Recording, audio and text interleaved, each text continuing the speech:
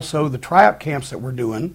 John Cage, in your opinion, Mr. Cornett, what are the main problems which have reduced audience figures, live attendance, and pay-per-view buys over the last few years, specifically more so in TNA, which now converts less than 1% of its audience to its pay-per-view, around 10,000, in around 1.2 million. 10,000 people out of 1.2 million viewers is what he's saying buy the pay-per-views. 10,000 may be lucky. He feels it's the writers with writing stuff with little significance. As a result, the audience who did pay for it immediately regrets it, as there is no consequence. For me, wrestling is all about cause and effect, and is all about consequence.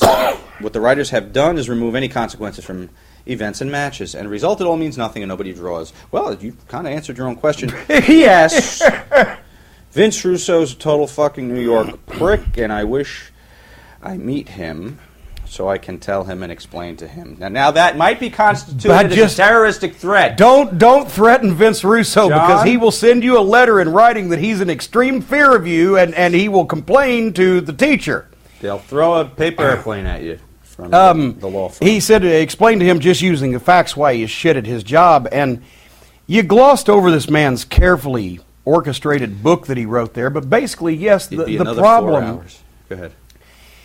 The problem is, yes, the audience figures and the pay-per-view buy rates are down because the writers do not invest a lot of time in making big matches between Stone Cold Steve Austin and The Rock, or two top guys that you want to see wrestle and pay to see that.